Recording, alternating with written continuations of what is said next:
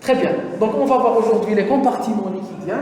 Le cours, c'est le cours le plus important de votre physiologie et de semestre. Pourquoi? Parce qu'il va vous faire comprendre la différente organisation des secteurs intracellulaires, intercellulaires, plasmatiques, extracellulaires en général, la relation entre ces différents compartiments, d'accord? Et il va vous introduire les équilibres hydroélectrolytiques. C'est grâce à ce que vous allez pouvoir comprendre l'équilibre hydro-minéral, la physiologie rénale, la physiopathologie hydroélectrolytique, les dysnatrémies, les dyskaliémies, les dysmagnésémies, les dyscalcémies, tout ce que vous voulez, tous les déséquilibres que vous allez voir au cours des unités électrolytiques en troisième année en physiopathologie, vous devez, avant de les aborder, comprendre ce cours.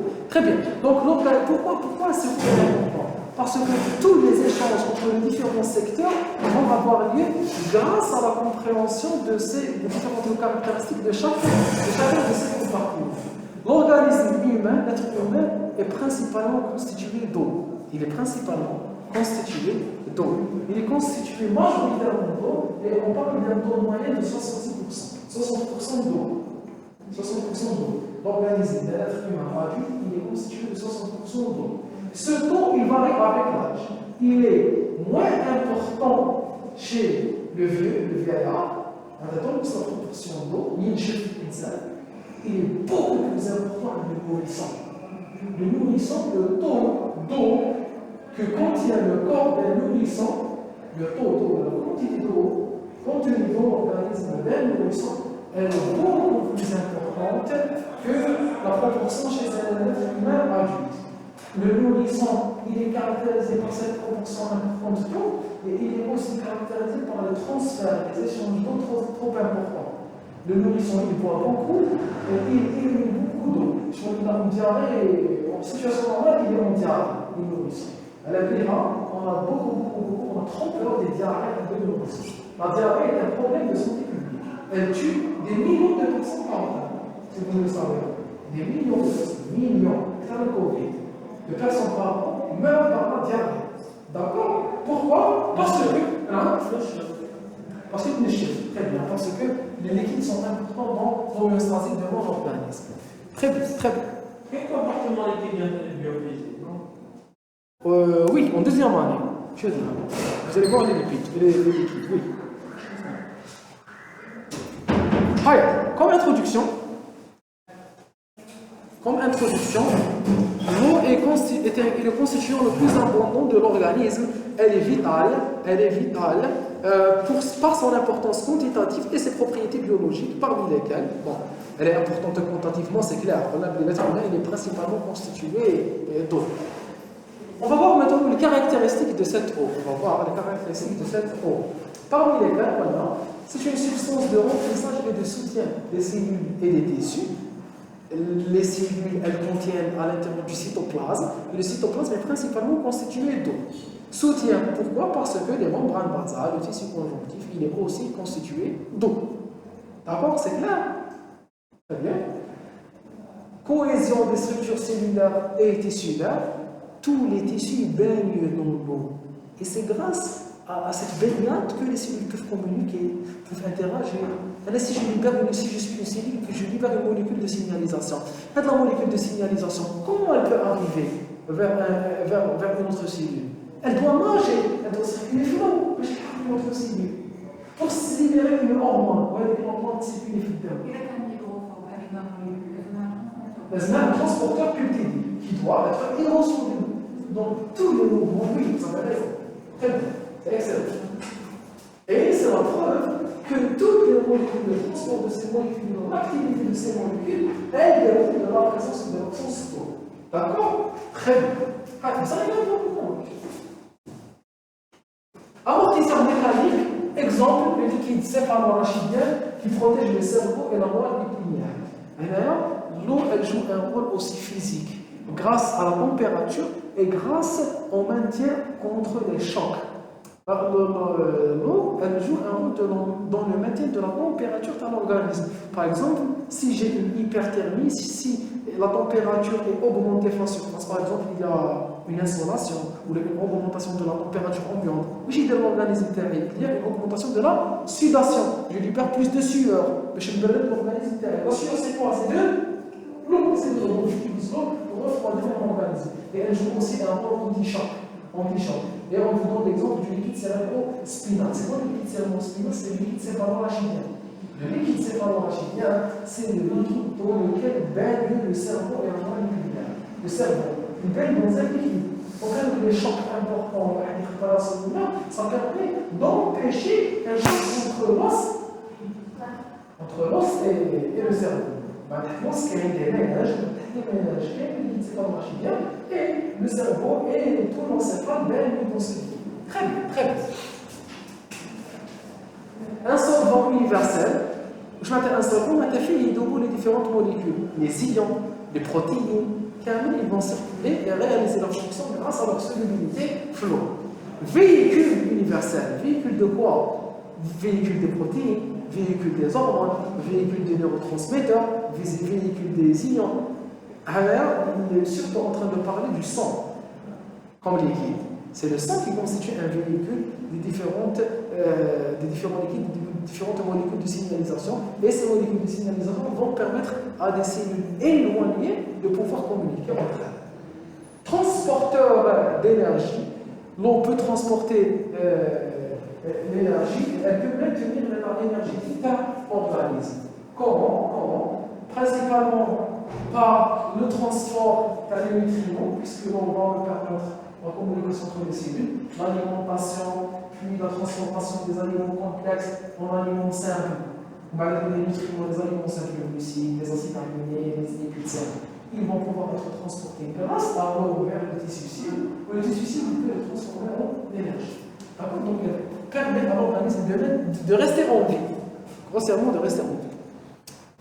On peut survivre plus de 10 à 12 semaines sans nourriture, mais l'eau est rapportée, si l'eau est rapportée, mais seulement 3 à 4 jours sans nourriture et sans eau. Alors, je vous donne un exemple. Vous pouvez vivre 10 à 12 semaines. C'est à peu près 3 mois. On peut vivre 3 mois sans nourriture. D'accord? Mais on peut vivre quelques jours seulement sans eau. Déjà,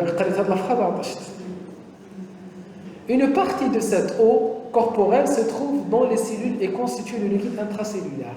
La majeure partie de l'eau, non, pas du cytosol, la majeure partie de l'eau de mon organisme est intracellulaire. Attention, oui, attention, il y a plus d'eau à l'intérieur des cellules qu'à l'extérieur des cellules. Par exemple, le sang, le liquide contenu dans les vaisseaux sanguins, il ne constitue qu'une petite proportion de l'eau totale de mon organisme. D'accord? On imagine la majeure partie de l'eau de mon organisme est le sang. C'est faux. La majeure partie est à l'intérieur des cellules. Oui, parce qu'il y a beaucoup de cellules, parce que l'eau représente le milieu intracellulaire. D'accord? Donc, je vais vous dire le nom. J'ai réfléchi à ce terme-là. Est-ce que vous avez compris? Très bien. Une partie de cette eau se trouve à l'intérieur des cellules et constitue une liquide intracellulaire. Ces cellules baignent dans une mer intérieure de liquide extracellulaire appelé le milieu intérieur. En plus de l'eau cytoplasmique, de l'eau intracellulaire, il y a aussi de l'eau intercellulaire. Il y a barra les cellules. Barra les cellules, nous ne savons pas dans les vaisseaux. Je crois que c'est un schéma. Voilà, c'est le liquide interstitiel. Regardez, ça, c'est le liquide intracellulaire. C'est le liquide à l'intérieur des cellules. C'est le liquide intracellulaire à l'intérieur des cellules. C'est le milieu interstitiel entre les cellules. Il y a une eau intravasculaire, soit à l'intérieur des vaisseaux lymphatiques, soit à l'intérieur des vaisseaux sanguins. D'accord, vous avez compris. Très bien, très bien. Tout ce qui est en dehors de la cellule, c'est le extracellulaire. Sanguin, zaïd lymphatique, zaïd interstitiel, c'est un liquide extracellulaire. D'accord? Très bien.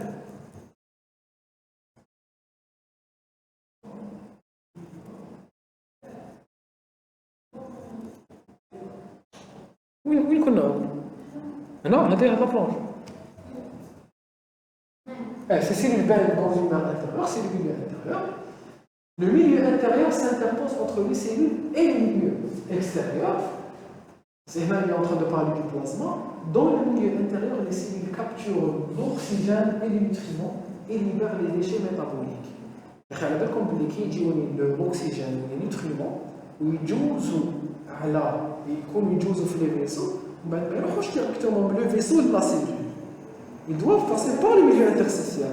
Le milieu interstitiel il constitue un pont entre le milieu vasculaire ou le milieu intracellulaire. Mais qu'est-ce qu'une communication directe? Qu'est-ce qu'une communication directe entre le milieu intracellulaire ou le plasma? D'accord? Très bien.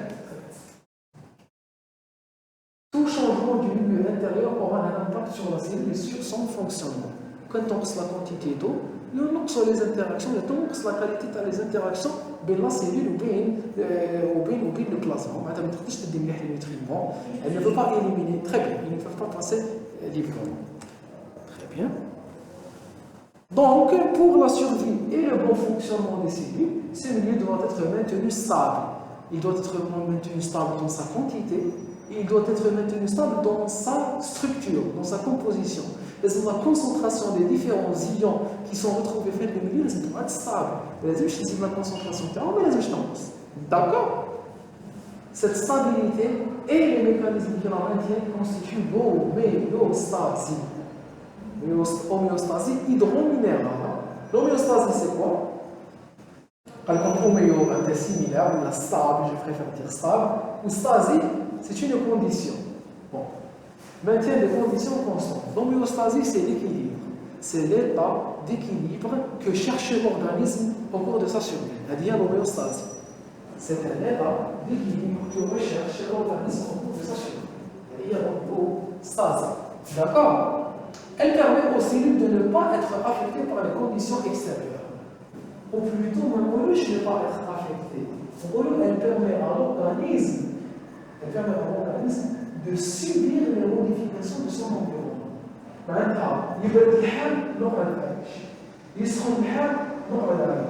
Je peux subir, je peux survivre aux modifications de mon environnement grâce à cette homéostasie. J'ai une capacité d'adaptation, j'ai une capacité de me modifier, de me transformer pour pouvoir réagir à cette transformation du milieu. D'accord? Très bien, très bien. Répartition de l'eau totale. En moyenne, pour un adulte de 70 kg, l'eau totale représente 40 à 42 litres, soit 60%. كما قلنا tout à l'heure. Vous avez واحد يوزن 70 kg, فيه 40 kg. D'accord? C'est beaucoup. De la masse totale de l'organisme avec des variations en fonction du sexe, 60% chez l'homme et 50% chez la femme. Voilà. Il y a une proportion moins importante d'eau chez la femme parce que la constitution, qui la constitution de l'homme et de la femme, elle est différente. La femme, elle contient plus de graisse. Le corps de la femme, il contient plus de graisse. Donc, pour un même kilo, quand une femme fait 70 kg ou un homme fait 70 kg, la quantité d'eau de l'homme, elle est plus importante que de la femme. L'homme, il contient un peu plus d'eau. Les os ils sont un peu plus gros, ou il a une masse musculaire plus importante. La femme, elle a moins de muscles et plus de graisse. D'accord?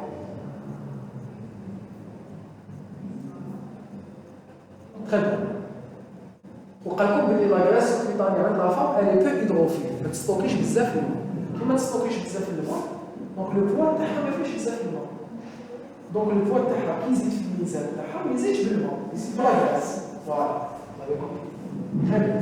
De l'âge, 70% chez les nourrissons, la quantité chez les nourrissons elle est plus importante que l'adulte. Les 60% de l'adulte et le 70% d'eau à nos nourrissons. Un nourrisson qui use 7 kg, d'accord? 7 kg, il y a 10 7 5 3 un nourrisson qui use 5 kg fait 3 kg ورطل 3 kg ورطل الماء. D'accord? 3 kg ورطل. Très bien. Chez les sujets âgés, ce pourcentage diminue à cause de l'expansion de la masse grasse et du tissu fibreux.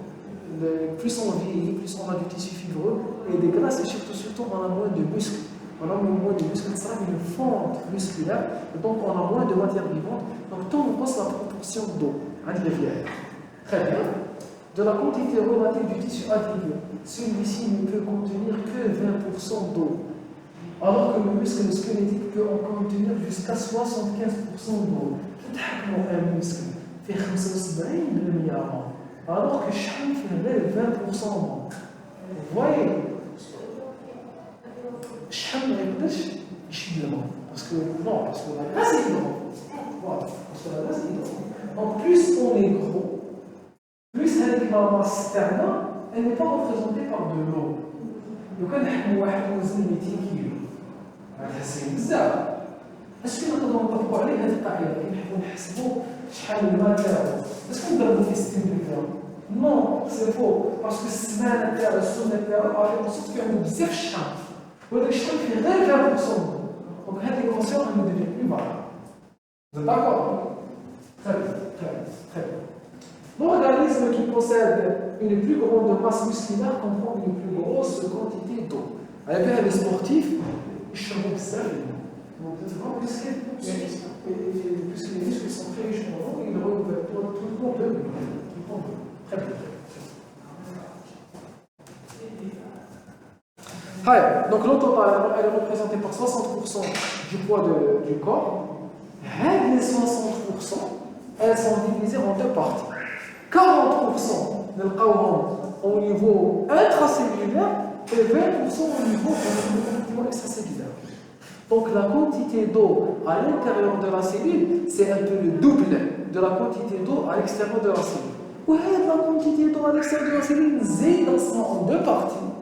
Une partie intravasculaire, une partie interstitielle. Intravasculaire, c'est le plasma cristallin.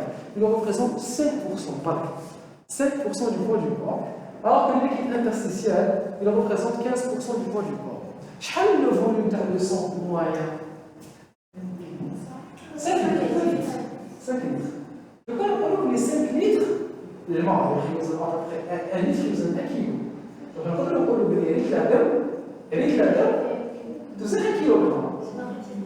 Donc, le plasma, il contient à peu près 5 kg. D'accord? Est-ce que c'est d'accord? Donc, quand il y a à peu près il est bon faire une boîte 100 kg.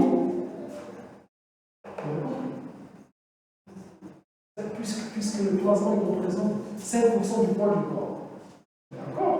Donc, il y a quand même 5% au moins 5 litres. 5 litres, on a 5 kg.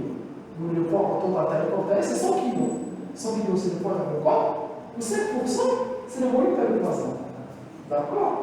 Si vous êtes d'accord. Donc ces variations changent. On mesure 5 kg. D'accord? Puisque le poids d'un 1 litre de sang, il n'est pas exactement 1 kg. D'accord? Très bien, très bien, très bien. L'essentiel, il faut retenir un chiffre. Un individu normal de taille moyenne et de poids moyen qui pèse à peu près 70 kg, il est constitué de 60% d'eau. Les 60% d'eau, elles sont réparties au milieu intracellulaire et extracellulaire. L'intracellulaire représente 40%, l'extracellulaire 20%. Les extracellulaires, je dois diviser en deux parties. L'intravasculaire représente 5%, ou le milieu interstitiel 15%. Classe? On est d'accord? Très bien, très bien. On va donner les équations.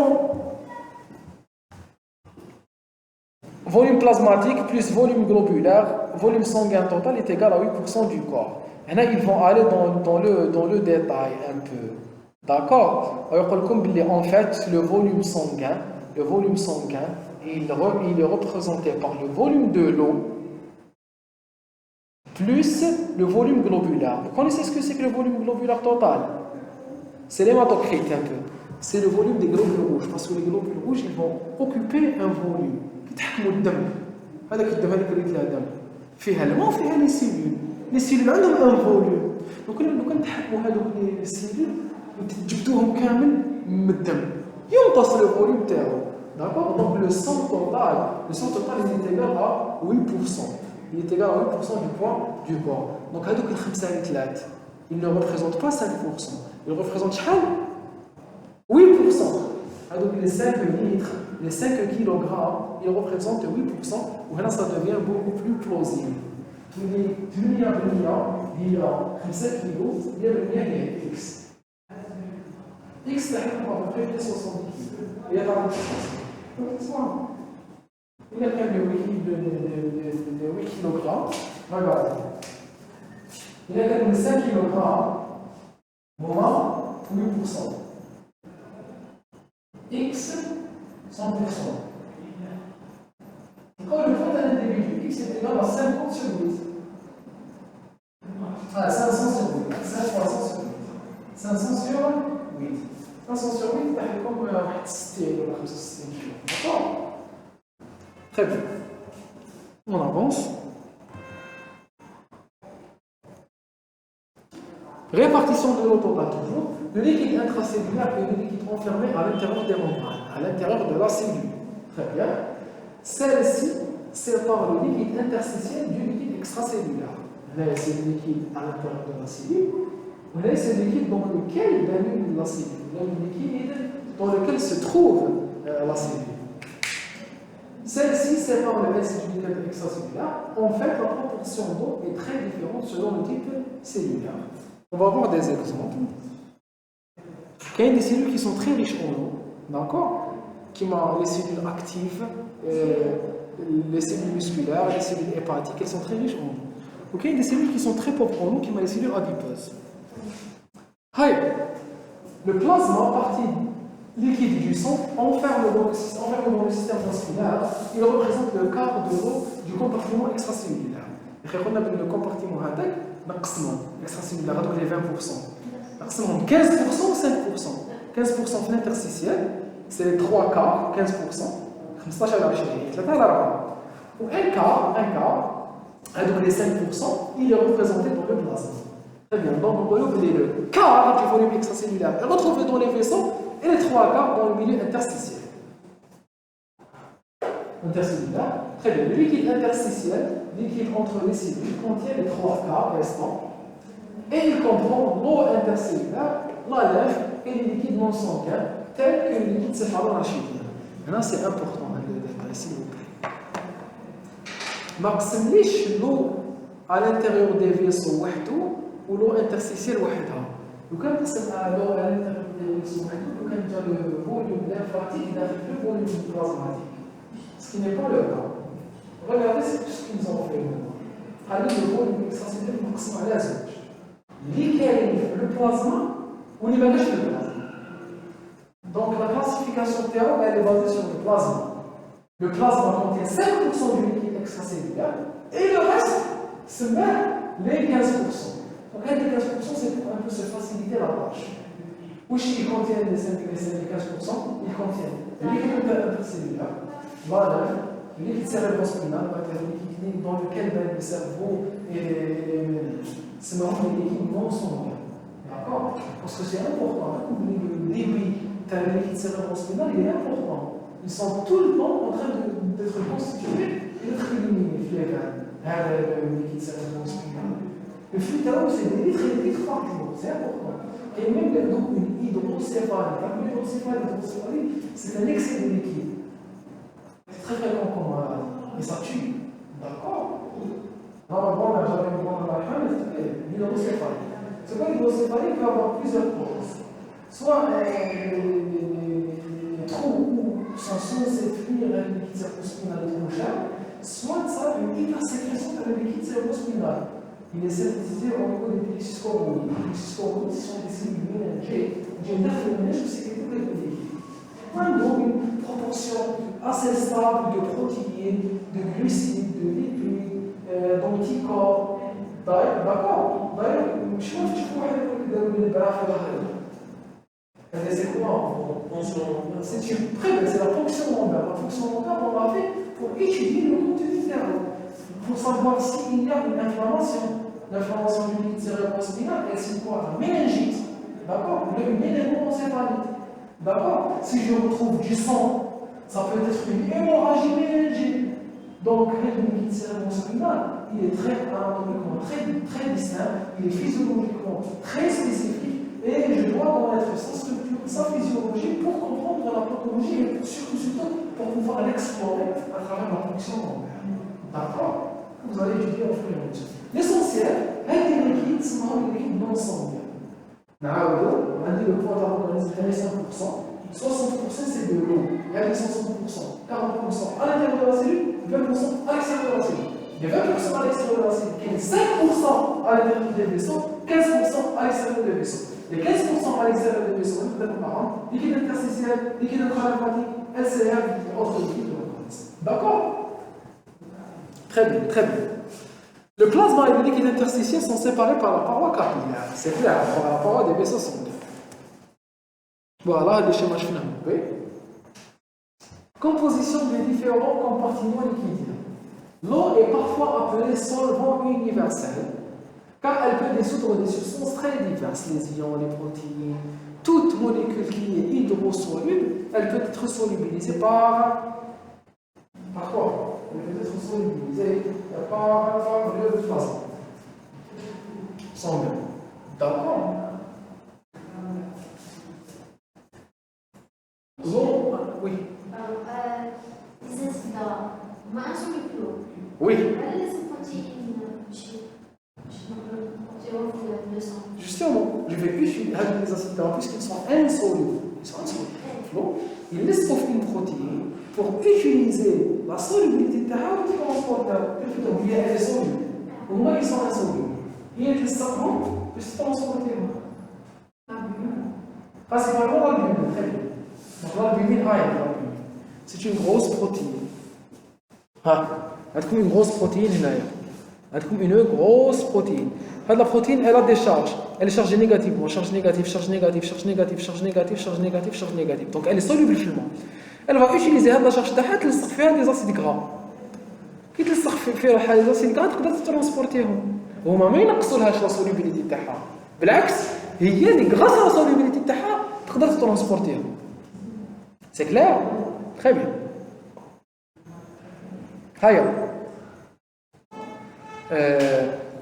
Les solutés retrouvés dans les liquides corporels se divisent principalement en électrolytes et non électrolytes.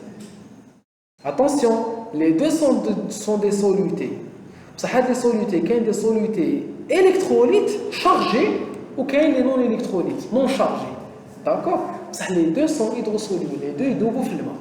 Les non électrolytes ont des liaisons covalentes qui empêchent la dissociation lorsqu'ils sont dissous dans l'eau, comme les molécules organiques, glucose, lipides, créatinine, urée. Ils sont solubles dans l'eau.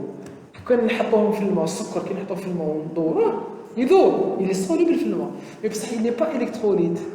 Il n'est pas électrolytique. Il n'a pas la conductibilité ou une solubilisation électrolytique. Par contre, le NaCl, le melh, non seulement il est soluble, mais aussi il a une conductibilité, parce qu'il est électrolytique. Vous avez compris? Très bien. Oui, neutre, je suis d'accord. Non, parce qu'il est chargé. Na+, ou c'est L-. D'accord? L'électrolyte va être chargé. Oui. Les électrolytes sont des composés chimiques qui se dissocient en ions. Ils mettent des charges, ils mettent des chawarid. D'accord? Ce que ça veut dire électrolyte. Il est chargé. Quand il y a un ion dans l'eau, qui met les sels inorganiques, les acides, les bases inorganiques, les organiques, certaines protéines, tout ce qui possède des charges. Là, j'ai certaines protéines.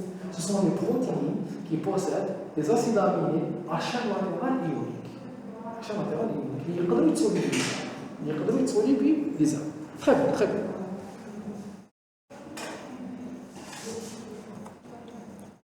Donc, les électrolytes, les non-électrolytes, c'est quoi en fait? C'est les composants du plasma.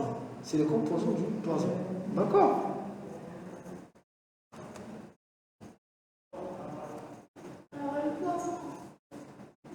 Le plasma ou les liquides, même les autres liquides, les liquides intracellulaires, extracellulaires, mais principalement, je vous parle du plasma, vous allez comprendre. Allez, comme les liquides à l'intérieur de l'organisme, puisqu'ils sont constitués d'eau, je suis en train de vous parler des caractéristiques de ces composants par rapport à l'eau. Très bien. Les compartiments liquidiens sont donc des solutions biologiques, les fihom, un solvant et insoluble, ou les insolutés. D'accord? Le solvant, c'est le mudhib, ou le soluté, c'est le mudhab. La concentration des solutés peut s'exprimer en grammes par litre, en milligrammes par litre, millimol par litre, millimol par kilogramme. S'il vous plaît, ils vont vous introduire quelques définitions. Gramme par litre, c'est la concentration pondérale. Maintenant, je vais étudier la concentration par la molécule selon son poids. Yek? Où elle est très pas bien. Elle n'est pas bien. Elle n'est pas du tout bien. Tchac, tchac. D'accord? Ou parce qu'il y a certaines molécules qui sont très lourdes. Donc, quand on exprime en grammes par litre, ce n'est pas utile qu'il donne les formules théoriques. La principale molécule, sans trop de suspense, la principale molécule qui pose problème, c'est le glucose. Le glucose, parce que la quantité moyenne of le plasma, elle est de 1 gramme par litre. Yeah. Ou le poids moléculaire du glucose, c'est 5,5 millimol par gramme. Donc, il تكتبي واحد وتكتبي 5.5 ماشي كيف.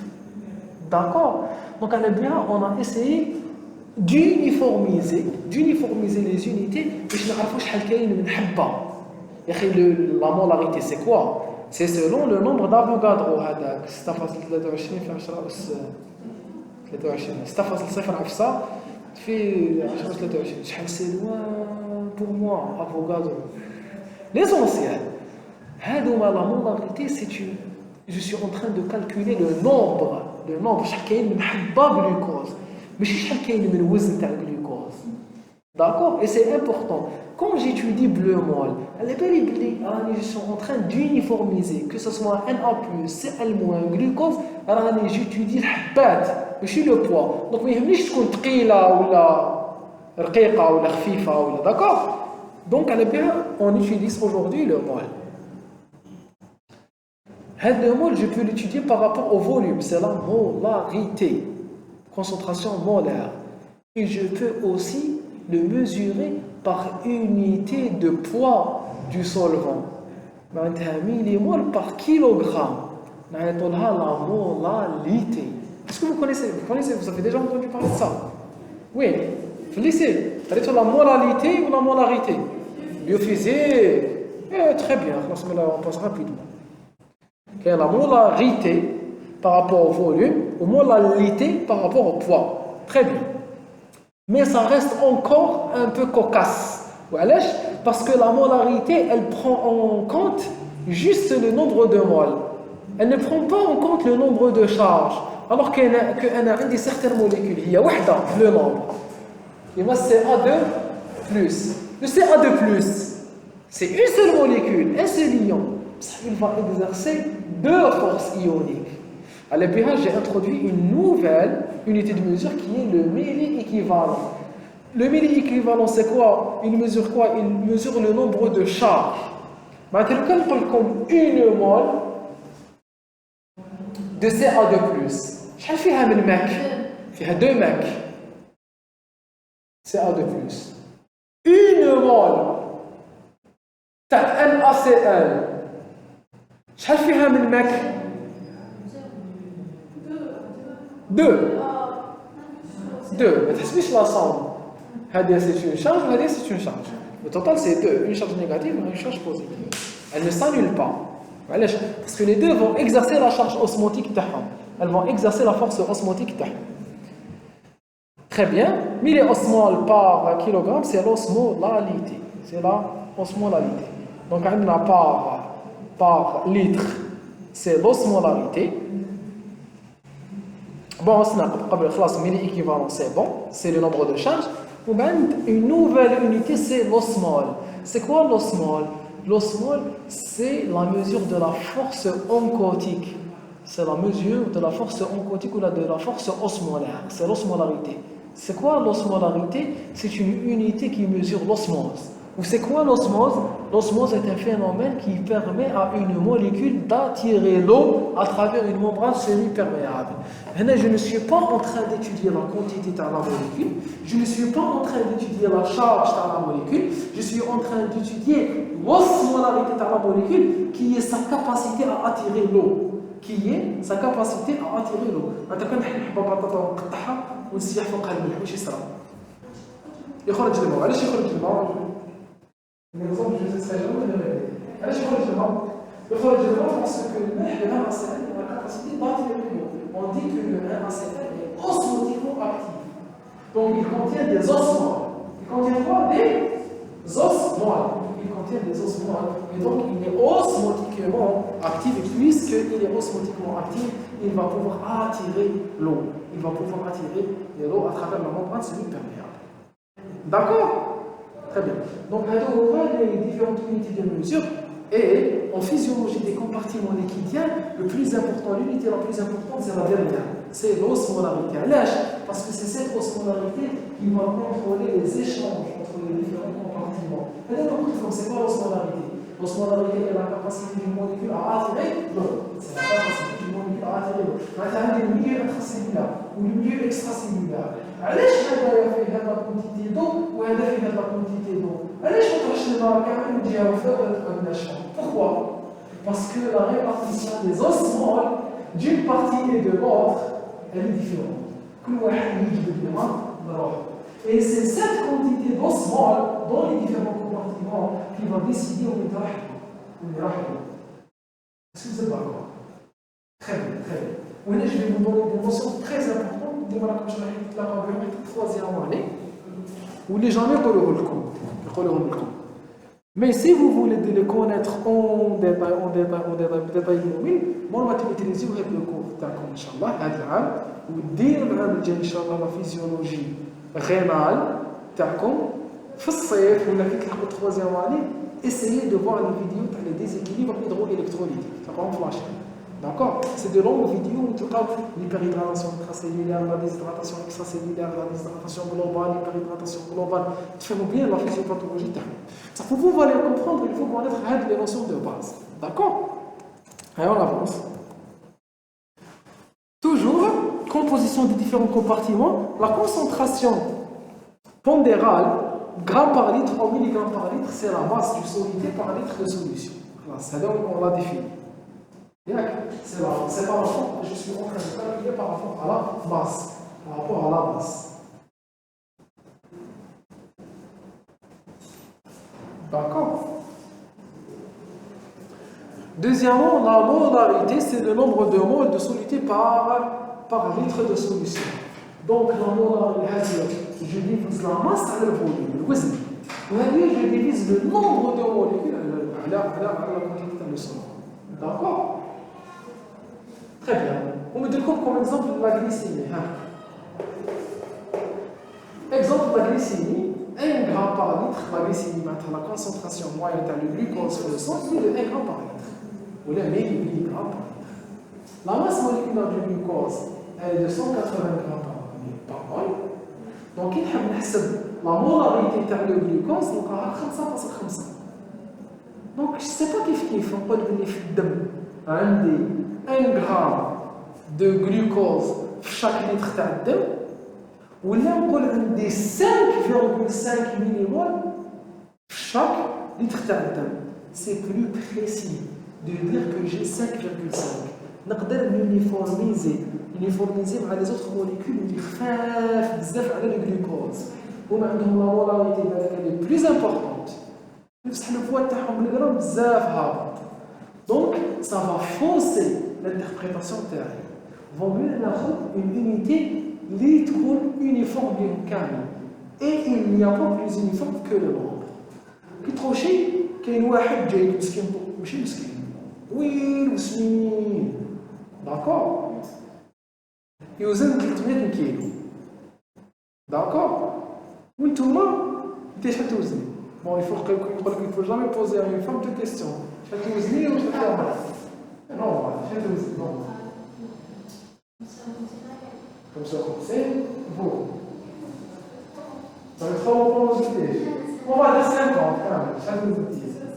60 كيلو. On va aller chez vous. 84 15 alors 72 d'accord donc inférieur à 100 on peut dire qu'on est inférieur à 100 quand même d'accord. Là يجي لنا مسلم يوزن 300 لازم وحده زوج ثلاثه اربعه خمسه سته لازم السته ماشي يجيبوها هو داكور. اسكو سي بلو بريسي نقول عندي ان غارسون عندي دو بيرسون يوزنوا 300 شاكون كان يوزنوا عندي دو صال لا صال A ولا صال B لا صال فيها نتوما لا صال هذه لا صال A فيها نتوما ولا صال B فيها هذا المسيو يوزن 300 كيلو السيد داكور. نقول بلي لا صال A توزن 300 كيلو ولا صال B توزن 300 كيلو. Très bien. Donc, elle a pas de je suis en train de dire, mais ça va une constitution. Alors qu'il n'y a qu'une seule personne. On est une seule personne. Donc, quelle est l'unité la plus précise? C'est l'unité par nombre. Par exemple, elle est beaucoup plus précise que l'unité par poids. Un tout. Pourquoi on va changer du poids vers le nombre? Très bien. Alors, concentration électrolytique ou concentration équivalente d'un million donné dans une solution biologique. C'est la quantité de charge électrique. Allez, c'est la quantité de charge. D'ailleurs, on va prendre le nombre de molécules fois le nombre de valences. Donc, à chaque molécule, combien elle porte de charge. D'accord? C'est le millimol fois la valence. C'est le millimol fois la valence. Et là, c'est A de plus. La concentration de la molécule, on va faire zouj. Puisque la valence elle est de 2. Là, c'est encore plus précis. Je suis en train de calculer la charge totale qui est calculée, qui est contenue dans la molécule. Par exemple, la natrimie, elle est de 140. Ça, la valence, elle reste de 140. Parce que le sodium ne porte qu'une seule charge positive. Par contre, le CA de plus, il est 4 la calcimie à 100. خلونا من هذه بصح وراهي لا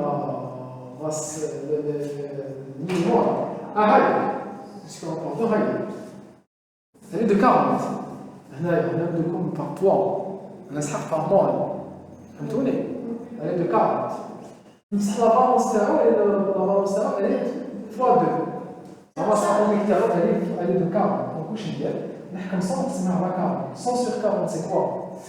C'est le nombre de moles, de millimoles, d'accord? Puisque la masse atomique est de 40, ou le poids théorique il est de 100 mg. 100 mg sur 40 produit la concentration molaire. Quelle est la concentration molaire? C'est 2,5. 2,5 il donnera physique, que je vous dis, 5 milli-équivalents.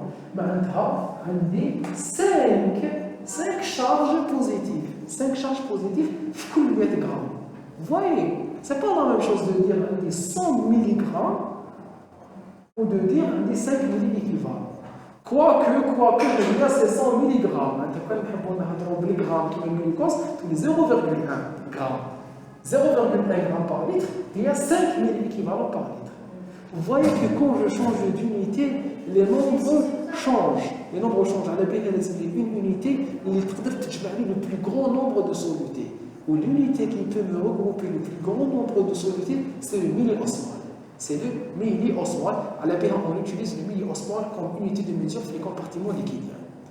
Donc, il me donne comme l'osmolarité moyenne de l'organisme, il me donne le milliosmol, ou il me donne comme le taux de NA+, il me donne comme le milliosmol, ou là, ça va être le millimol. Mais en général, c'est le milliosmol. Donc, on a l'osmolarité plasmatique, elle est aux alentours de 285 milliosmol par litre. L'osmolarité plasmatique moyenne, elle est de 285 milliosmol par litre. D'accord? Ou elle est égale à quoi? L'osmolarité plasmatique, elle est égale à 2 fois la natrimie plus la calimie, d'accord? Plus l'urée plus la glycémie. Et elle est égale aux alentours de 285 milliosmol par litre. On va être d'autres notions d'osmolarité efficace. On dirait que tu vas nous vous expliquer cette notion. Parce qu'on ne les a jamais expliquées, on nous ne les a jamais expliquées. Alors, je vais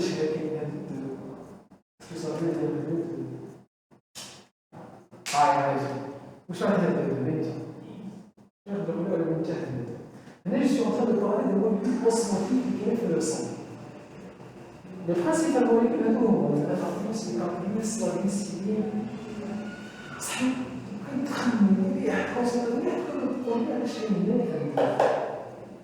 من troisième année ou deuxième année. Non mais là, on va être un peu physique. Le temps sont arrivés dans un truc, si. Je ايش فيها الدور؟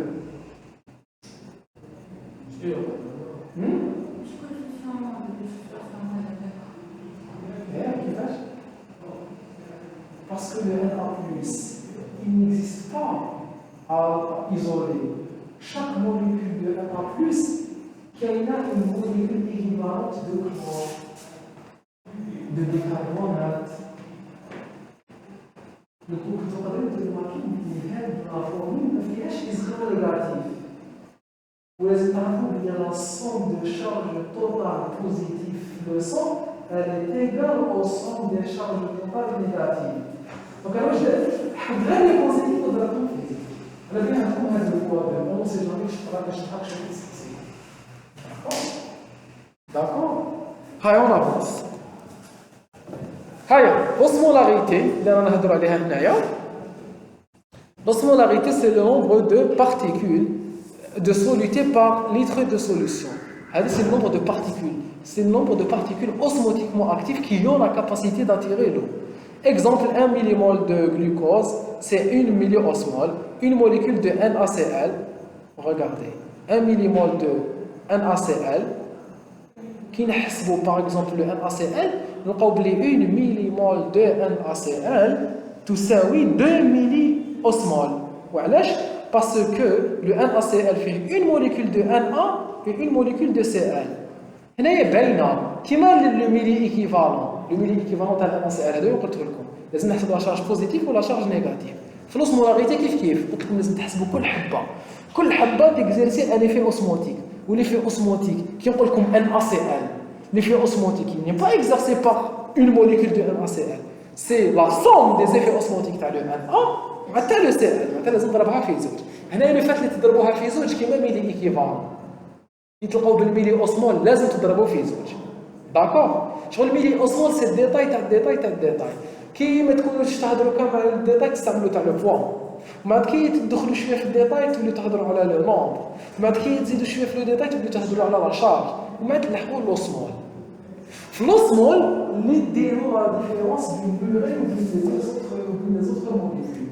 Quand on حسبوا l'osmolarité efficace par exemple, نحيو البلورين. Parce que l'urée n'est pas des molécules osmotiquement actives. On verra un jour. Allez, on avance. J'essaie de vous donner les règles de base, les transferts des liquides. Le plus important, c'est le transfert des liquides. Composition du plasma sanguin, du liquide interstitiel et du liquide intracellulaire. D'accord? Donc regardez. Le NaCl par exemple. Le NaCl. Chauffe. Le NaCl est abondant. Il est abondant dans le plasma. Non, ce qui est en rouge. Il est aux alentours de 140. On parle de natrémie, la concentration de sodium dans le plasma. Le liquide interstitiel, il est très abondant. Chouïa, comme le plasma. Regardez le milieu intracellulaire. Il est très pauvre, le milieu intracellulaire en Na+. Ou l'axe, le K+. Le K+, c'est un cation principalement intracellulaire. Et le milieu extracellulaire est très pauvre en K+. Etc. On met une répartition différente des ions entre un milieu et un autre milieu. En général, hein, la concentration d'un milieu, d'une molécule dans le milieu interstitiel ou dans le plasma, متقاربين. وفي الانتراسيلولار ما تشبهلهمش. داكور؟ نعم. Est-ce que كاين؟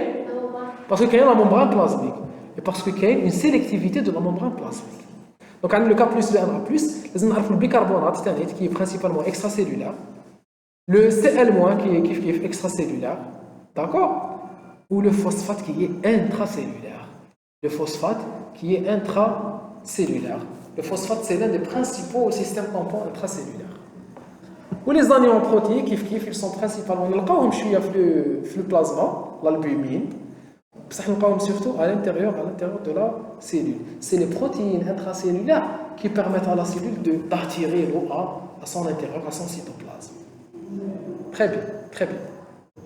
Monsieur, Non. Oui. هذوما Non, ما تحضرهمش non. تحضرهمش non. مش فاهم المصورات مش فاهم انا واش قلت لكم سينو ما راحش تصحوا انتم اللي بتفيدني تاعكم سي دو صافوار ليا صافوار انتربريتي صافوار انتربريتي الفيديو لا بالفيديو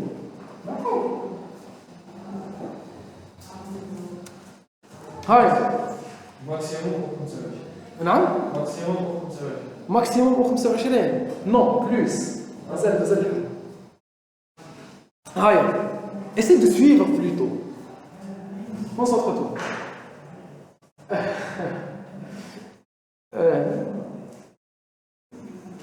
compartiments des compositions de différents compartiments liquidiens. Allez, compartiment extracellulaire, composition ionique du plasma et du liquide interstitiel est la même. Elles sont proches, on va dire qu'elles sont proches. D'accord? La composition du liquide interstitiel et du plasma. Comme le plasma et le liquide interstitiel sont séparés par la membrane perméable des capillaires, d'accord? C'est la terminaison des vaisseaux, donc les petits capillaires, ils sont plutôt perméables pour permettre les échanges entre le sang et entre le milieu intracellulaire. Leur composition ionique est la même. La différence la plus notable entre ces deux compartiments est la plus forte concentration de protéines dans le plasma. Pourquoi? Parce que malgré le fait que les cellules, les capillaires, elles sont plutôt perméables. C'est la terminaison vasculaire. Mais les protéines de haut poids moléculaire, les protéines qui ont un poids moléculaire élevé, elles ne peuvent pas passer. Donc elles ne peuvent pas passer librement comme les autres ions. Elles ne peuvent pas sortir du plasma. Elles ne peuvent pas sortir du plasma vers le liquide interstitiel. Et c'est pour cela qu'ils vont garder une petite différence entre le milieu interstitiel et le plasma. D'accord? Le plasma sera uniquement un peu plus important que le milieu interstitiel. Donc il y aura une plus forte concentration des protéines dans le plasma. Voilà, parce que les protéines ne peuvent pas passer à travers la paroi capillaire.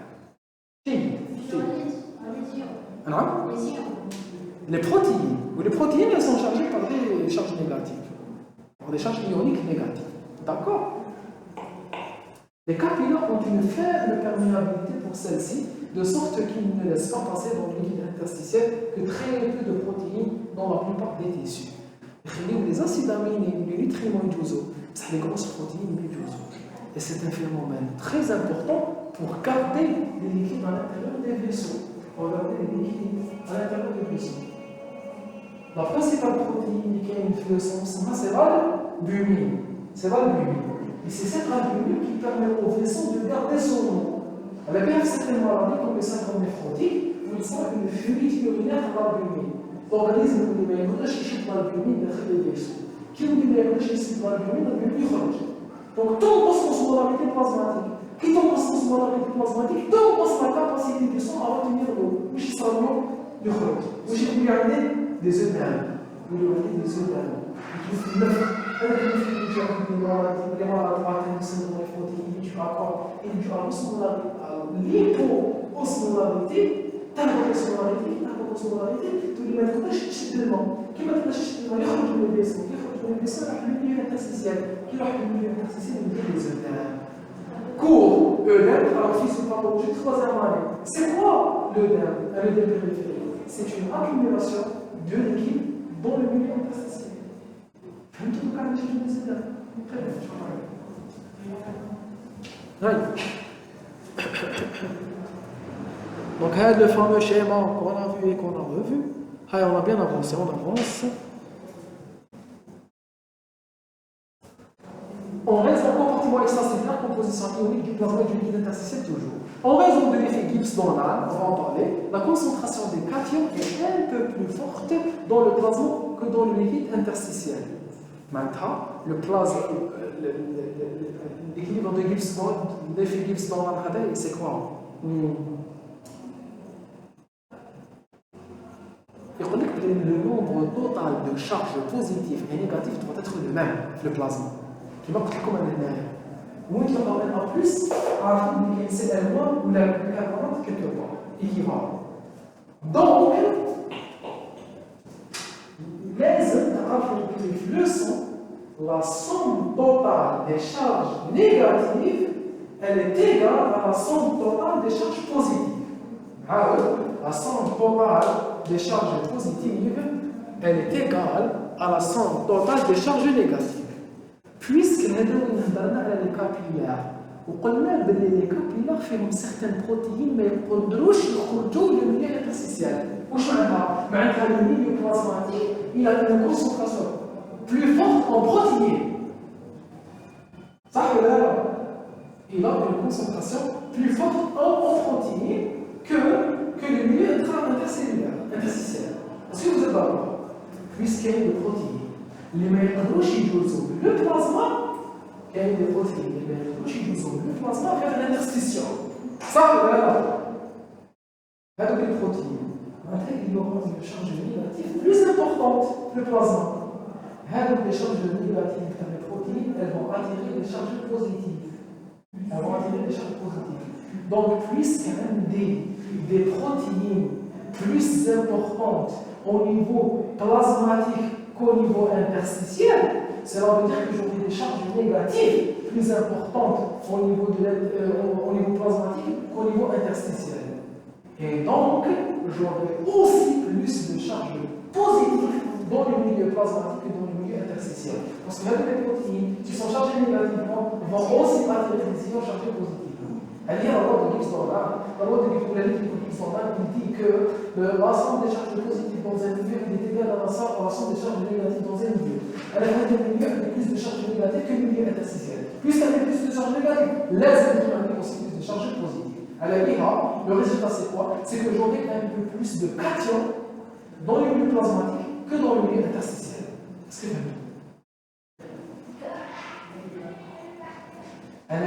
on dit un vaisseau, on dit un interstitiel, on dit le milieu interstitiel. Le mot, qui a des protéines, داخل المياه البلازماتيك اللي ما يقدروش يخرجوا. Puisqu'ils ne يقدروش يخرجوا, elles vont rester في الفيسو. Leur charge, elle est comment? Elle est négative. Donc, on dit une charge négative. Alors, le vaisseau, par rapport à l'interstition. La charge négative, je dois la neutraliser. Moi, je neutraliser par des charges positives. Donc, il y aura plus de charges positives qu'au niveau de l'interstition. Alors, c'est positif et exercé par quoi? Par des cations. Et donc, on dira qu'au niveau du plasma, il y aurait plus de cations que dans le milieu interstitiel. Ok? Sûr. Négatif, positif, Négatif, positif. Les protéines du plasma, les protéines du plasma ont une charge nette négative et tendent à attirer les cations. À l'inverse, les protéines repoussent les anions, il y a une répulsion, mais la charge négative ou la charge négative. De sorte que leur concentration tend à être un peu plus forte dans le liquide interstitiel que dans le plasma. Il y a le plasma, puisqu'en bas, ils ont une charge négative. Au total, le milieu interstitiel contient très peu de protéines. Voilà, parce que ما يخرجوش oui, parce que ما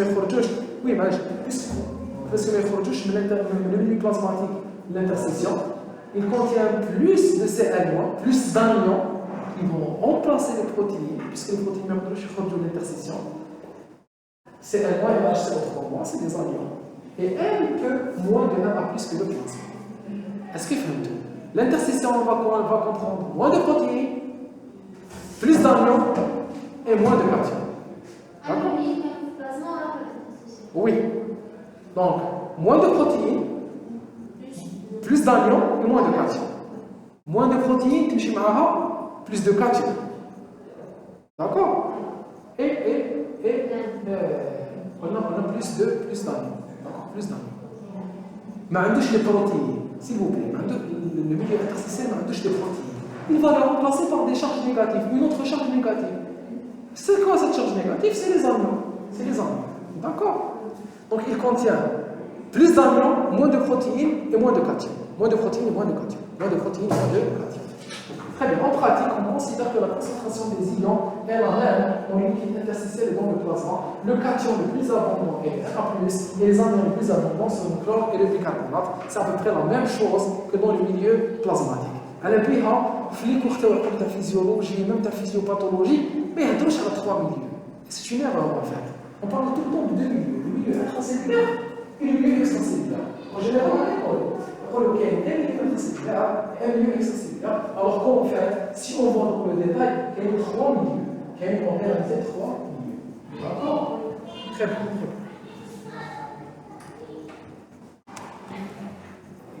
Le liquide intracellulaire est séparé du liquide extracellulaire par la membrane cellulaire, très perméable à l'eau, mais très peu perméable à la plupart des solutés. Elle est semi-perméable. La membrane plasmique ou la membrane biologique est semi-perméable. Elle est perméable à l'eau et très sélectivement perméable aux autres solutés. La perméabilité par rapport aux solutés, elle ne se fait qu'à travers le transporteur spécifique. À la différence du liquide extracellulaire, le liquide intracellulaire contient plus de protéines, 4 fois plus que dans le plasma. Où sont les protéines? Ce sont les protéines structurales, les enzymes, d'accord? Tout ce qu'il y a à l'intérieur du cytoplasme. Beaucoup plus de K+, c'est un cation intracellulaire. De phosphate, c'est l'anion intracellulaire. Plus de magnésium et de sulfate. Moins de Na+, de CN1 et de bicarbonate. هذو نهضر عليهم بلي سيتي دي كاتيون et des anions extracellulaires. وهذو نهضر عليهم ثاني قلنا بلي سيتي دي كاتيون et des anions intracellulaires. Le principal cation intracellulaire, c'est le K+, le principal anion intracellulaire, c'est le phosphate, le principal cation extracellulaire, c'est le Na+, le principal anion intracellulaire, c'est le chlore. C'est le chlore. Ou le bicarbonate, il est principalement intra ou extra? Extracellulaire. Principalement extracellulaire. C'est clair? Allez, on avance. La distribution caractéristique de ces ions de part et d'autre des membranes cellulaires traduit l'activité des pompes Na+, K+, ATPase de la membrane plasmique qui maintiennent la faible concentration intracellulaire de Na+, tout en conservant la forte concentration de K+. Le principal phénomène qui maintient le déséquilibre ou la différence de concentration des ions entre le milieu intracellulaire et le milieu extracellulaire, c'est la pompe. C'est la pompe Na+, K+, ATP et la pompe, elle nécessite de l'ATP, elle consomme de l'ATP. Et c'est pour cela qu'elle a besoin d'énergie. Et c'est pour cela qu'elle a besoin qu'on vive. Tant que je suis vivant, je suis en train de consommer avec l'ATP qui fait sortir le Na+, contre son gradient de concentration et fait entrer le K+, contre son gradient de concentration. Et quand il monte, تحبس la vie, تحبس la séquence d'ATP, تحبس la vie, l'équilibre. يدخل ال Na+, ويخرج ال K+, حتى يولوا على l'équilibre de la concentration intracellulaire et de la concentration extracellulaire. Ça, c'est la mort. D'accord? Très bien, très bien. Il faut oublier tout le transport des ions, que ce soit au niveau digestif, ou là au niveau rénal, la physiologie rénale, ou là la répartition de l'eau dans les compartiments liquidiens, tous ces transports sont contrôlés par la pompe. C'est là la pompe qui va créer un déséquilibre entre le Na+ extracellulaire, le Na+ intracellulaire, le K+ extracellulaire, le K+ intracellulaire, ou un déséquilibre qui va permettre, grâce au type de transporteur selon chaque cellule, de faire bouger les molécules. D'accord? C'est le type de transporteur qui va contrôler les mouvements. Par exemple, la on va toucher. On a donné un peu pour l'autre point de la cellule, on donne un transporteur avec un K+. Maintenant, on a une cellule perméable avec le K+. Ou on a déjà perméable avec CA2+. CA2+, c'est très bien. Il ne peut pas rester, comment on dit, il ne peut pas rester indifférent. Il ne peut pas rester indifférent sans variation de concentration.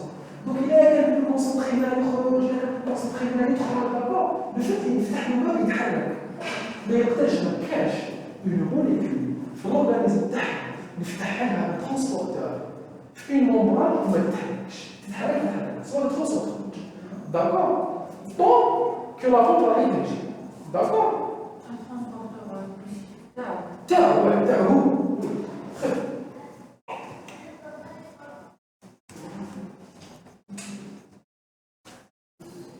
Osmolarité intra- et extracellulaire. Malgré la différence de composition des deux secteurs, l'eau intracellulaire possède la même osmolarité que l'eau extracellulaire. C'est une des lois des équilibres des compartiments liquidiens. La somme des charges de l'organisme, je vais les deux règles. La somme des charges positives de l'organisme est égale à la somme des charges négatives. 1. La somme des charges extracellulaires est égale à la somme des charges intracellulaires. Hein? Oui. Je ne sais pas si on peut parler d'équilibre. L'essentiel, c'est comme ça. L'ensemble des charges positives est égal à l'ensemble des charges négatives. L'ensemble des charges extracellulaires est égal à l'ensemble des charges intracellulaires. D'accord? En effet, toute différence d'osmolarité transitoire entre ces deux secteurs indique un flux d'eau qui tend à rétablir l'équilibre de concentration entre osmolarité intra- et extracellulaire.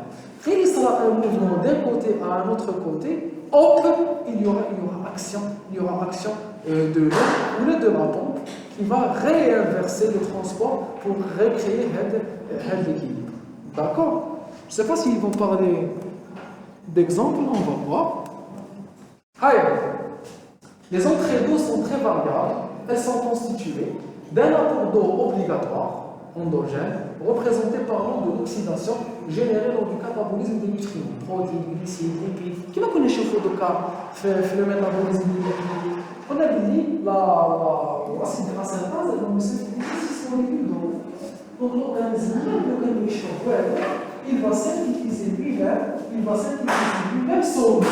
Il va synthétiser lui-même son eau grâce aux différentes réactions métaboliques. Vous êtes d'accord? Oui. Donc on parle de libération obligatoire d'eau. Endogène.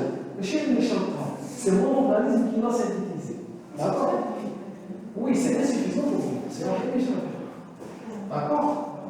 C'est l'eau endogène. C'est l'eau endogène, c'est la synthèse obligatoire d'eau. Elle est relativement fixe. Elle est de l'ordre de 9 litres par jour. 500 cc par 24 heures. 500 cc par 24 heures. Les apports exogènes, représentés par l'eau des boissons, l'hydratation des aliments, les apports d'eau varient entre 1 à 3 litres selon le sujet et sont soumis à une régulation par la sensation de soif. Par la sensation de soif et par aussi d'autres phénomènes qui mal ADH, l'hormone antidiurétique. L'ADH, c'est une hormone qui est libérée par l'hypothalamus, qui est synthétisée au niveau de l'hypothalamus et qui est libérée par la post-hypophyse. Non, c'est pas la même chose. C'est complètement différent. D'accord? Donc elle est libérée au niveau du cerveau, elle a des récepteurs au niveau rénal, au niveau du tubule rénal, au niveau du contourné, au niveau du canal collecteur. D'accord? Le canal collecteur tout à l'heure, la partie terminale, les douces fiha l'urine, قبل ما تروح la vessie. L'ADH a des récepteurs qui fixent qui font des canaux d'eau pour récupérer l'eau. Donc le rôle de l'ADH, c'est quoi? C'est la réabsorption d'eau. Qui va chercher chez mon corps en charlie, ça a cette sécrétion par l'ADH, elle va réabsorber l'eau. Et elle réabsorbe l'eau chez ça, les urines sont émises concentrées. Donc on va كيفاش les urines تاعهم كيشربوا بزاف ما يخرجوا لا كيشربوا شويه ما يخرجوا فرونسي صح ولا لا؟ علاش؟ Parce que la quantité d'eau derrière les urines, elle change selon la libération ou la non-libération d'ADH. Il y a un qui change bizarrement. L'organisme l'osmolarité, elle est bien. Quand elle est bien, il ne libère pas l'ADH. Qui me libère l'ADH, je ne réabsorbe pas l'eau. Donc, il traîne les urines inhibées. Car il change en crème. Par contre, quand on change chez moi, comme ça, où chez ça, كي نعرفش الاسمولاريتي تطلع كيف لا الاسمولاريتي الاورغانيزم يحس بلي ما عندوش اسي دو شي يدير لا دي اش تروح اللي كيكونترولي ليكسو كيروح اللي كيكونترولي ليكسو واش داير elle va activer la réabsorption. واش ندير؟ نجبد الماء من les urines. كي نجبد من الماء من les urines واش ندير؟ نعاود الماء هذا نحطو في الدم les urines يبقاو concentrés. C'est le rôle de l'ADH. Elle va permettre la concentration des urines et l'hydratation ou l'augmentation de l'état d'hydratation et l'augmentation de l'état d'hydratation de le sang. Très bien, très bien. Et l'apport exogène, il est représenté par les 1 à 3 litres que je consomme. Par la régulation de la sensation de soif et de l'ADH. La sensation de soif, qui a des récepteurs. Les chémorécepteurs Hadoma, ils sont activés quand l'osmolarité plasmatique elle est supérieure à 285.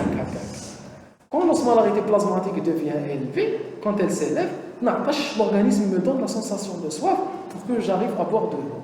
Attention, le fait qu'il ça veut dire que votre organisme il est déjà en souffrance. Normalement, parce que c'est pas bien la sensation de soif. C'est pas bien pour plusieurs raisons. La première raison, c'est que déjà. La deuxième raison, c'est que vous allez créer ce qu'on appelle une habituation à la soif. Tout le temps, il faut la soif. Qui tout il faut la soif, tout le monde pour la même concentration. Et c'est très dangereux puisqu'à chaque fois on avance flash, on se habitue à la soif, les états de déshydratation deviennent de plus en plus fréquents. Les vieux, ils ont des états de déshydratation. Parce que c'est chez une personne âgée, les donc تنوض زعما مع الصباح تشرب كاس ماء ما تعطش ما تكونش عطشان. كاين دي بيرسون هكا اللي ما يعطشوش تلقاه يشرب الماء خطره في 3 ايام ça existe et c'est très mauvais pour l'organisme. داكور لازم نتوما تحكوا هذيك القرعه تاع 3 ونص ولا تحسبوا بالكيسان ولا تشربوا هذوك لي 8 فيغ دو قال وحده الصباح وحده كذا وحده داكور. هذه الاولى. دوزيامون جامي تشربوا الماء على ضربه باسكو سا سيغ ا ريان.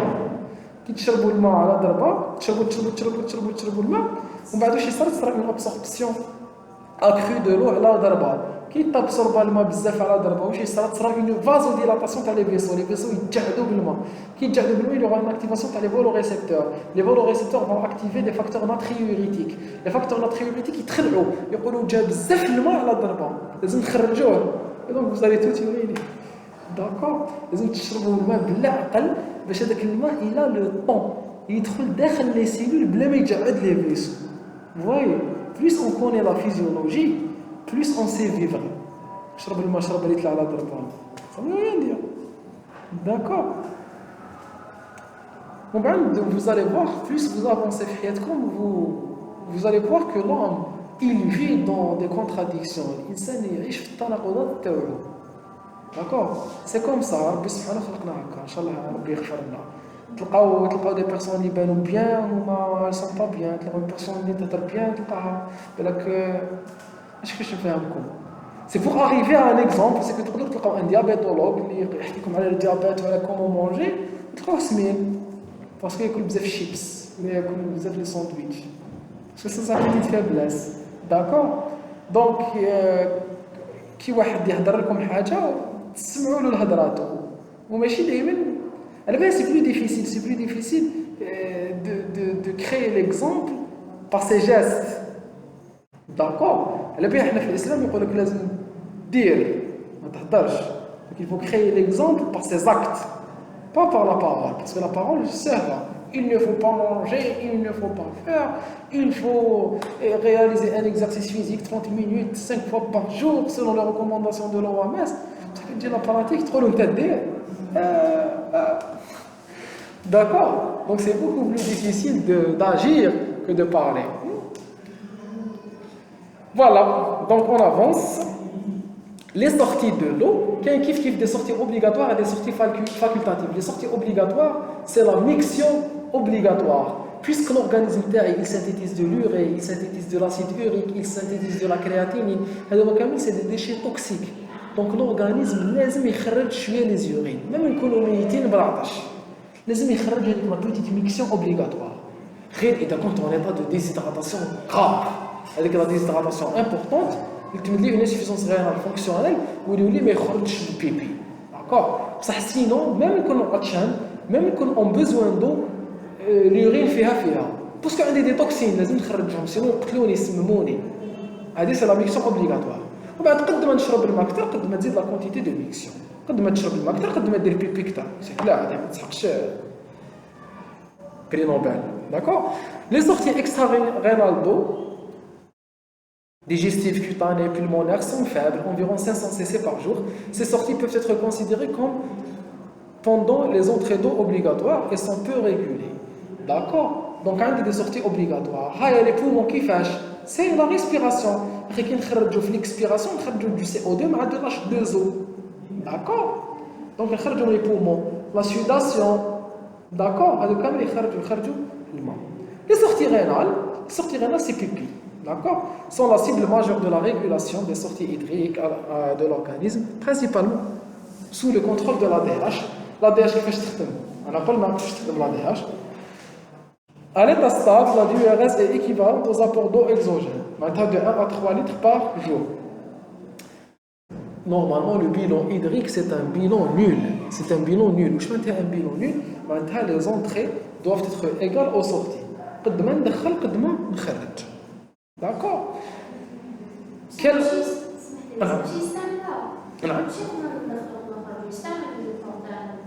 يستعمل كي شاطره زيدي بصح يستعمل une partie de l'eau mais بصح وثانيت il produit ثانيت de l'eau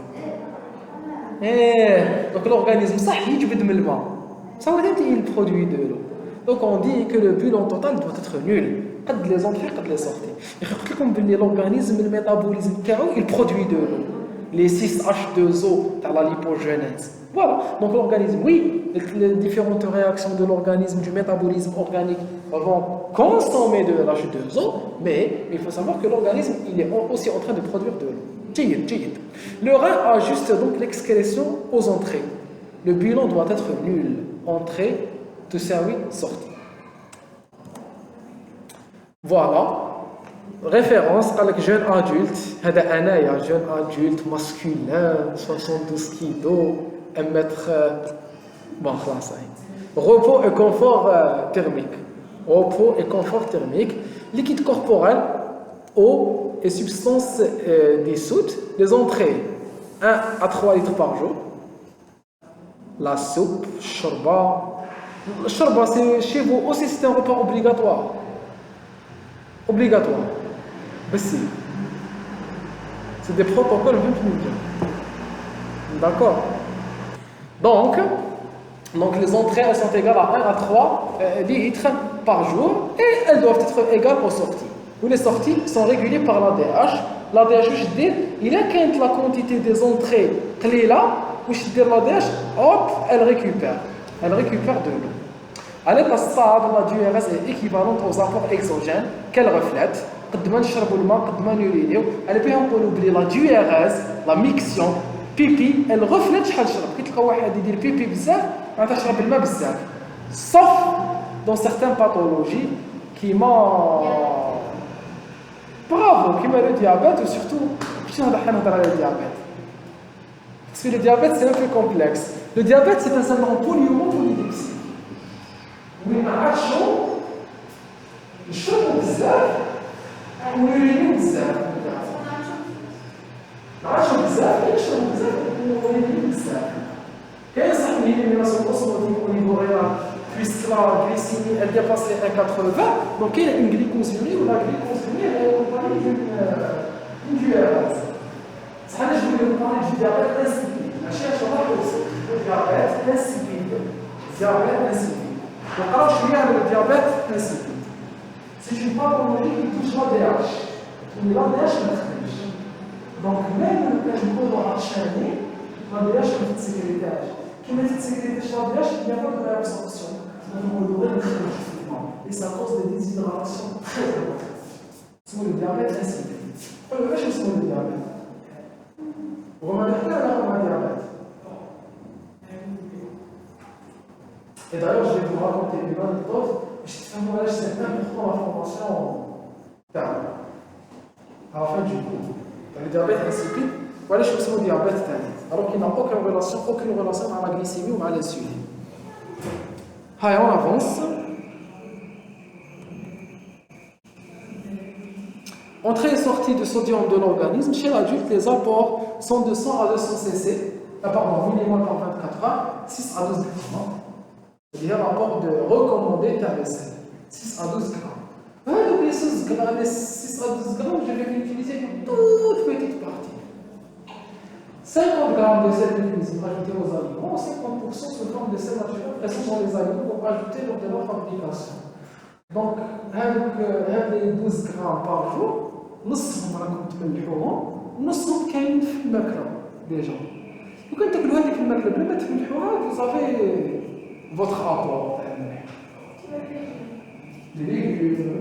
الخبز تاع ما كاينش الخبز بالملح صح il faut pas conseiller à une personne normale ماشي مريضه faut pas lui conseiller un régime désolé تقول له السوز ونص الملح il faut diminuer les apports de sel parce que c'est très dangereux.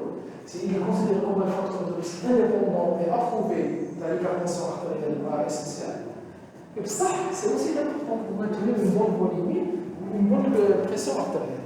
Les sorties, quelles sont les sorties extra-rénales, cutanées, surtout la sueur. La sueur, elle est malha. Il y a donc de l'arbre d'accord. Ça vous est arrivé, ça nous est arrivé. Vous savez que la sueur, elle est salée. Et digestive, une méthode digestive. Elles sont négligeables et non régulées. Et surtout, les cartes sont surtout rénales. Est-ce que tous les urines comme elles sont salées. Pour ceux qui ne les ont pas goûtées, elles sont salées. Rénales sont plus importantes et ajustables. Comme pour l'eau, les reins ont la capacité d'ajuster l'excrétion urinaire de sodium. L'élimination rénale de sodium est appelée natriurénase. Mais il y a d'autres facteurs pour contrôler l'élimination de sodium. Permettre de mettre les molécules de sodium, les entrées et les sorties. Le principal moyen de réguler l'élimination de sodium, c'est la synthèse de l'aldostérone. L'aldostérone, c'est une hormone qui est synthétisée par la glande surrénale et qui va aller, qui n'a l'ADH, elle va aller vers au niveau des tubules, elle va activer la réabsorption de l'ENA+. Elle va activer la réabsorption de l'ENA+.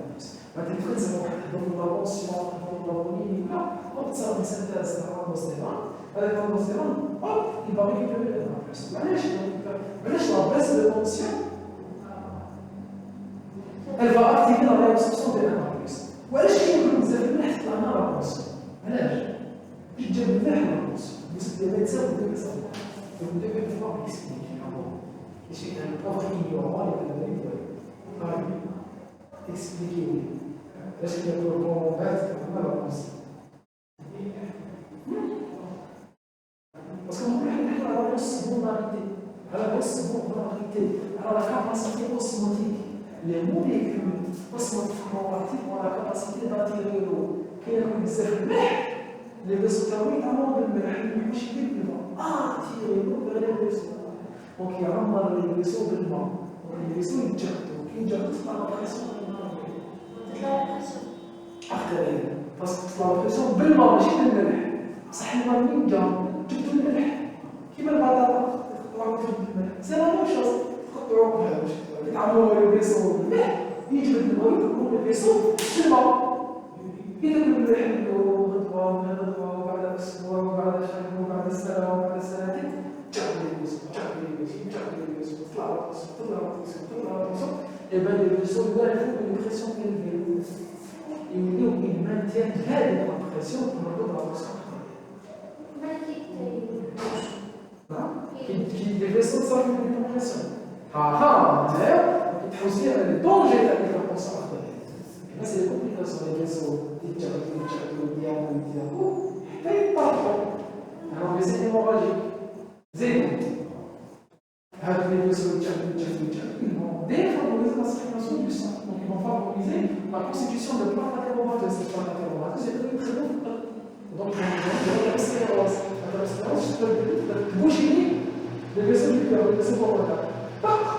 Ça va bien. Un infarctus du myocarde, la crise cardiaque.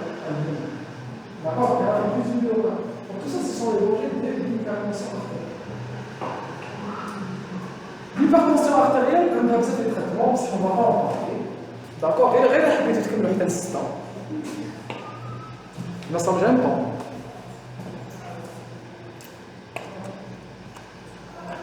Les compartiments liquidiens, تروحوا طيبوا, oui, je sais. طيب خلاص trop tard. Les compartiments, on a fait la moitié, c'est trop long, c'est trop long. C'est les plus importants en plus. Il nous reste 35 minutes pour l'enregistrement. Donc, ça va changer. D'accord?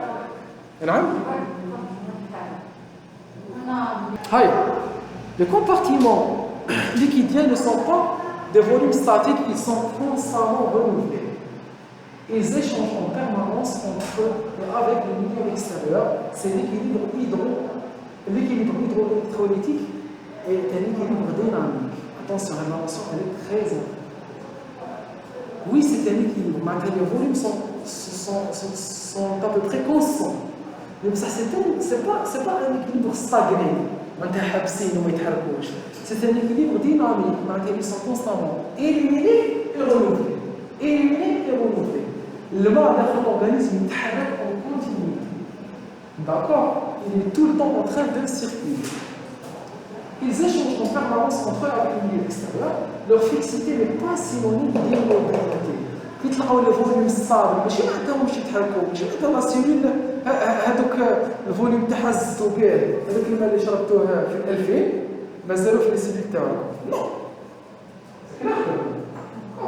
الماء يتبدل لا سيلول تاعكم les exocytoses d'accord les exocytoses الماء يتبدل ساعات تكون جديده ساعات تكون الماء تاعها ساعات تكون سعيده تبدل la constitution pour nous, l'organisme selon ce que vous avez consommé. Très bien. Elle est la résultante d'un équilibre entre les entrées et les sorties des substances, c'est-à-dire du bilan de ces substances. Celles-ci sont sans cesse renouvelées. Elles sont sans cesse renouvelées. Les différents échanges. Je préfère qu'on fasse une nouvelle vidéo pour les échanges.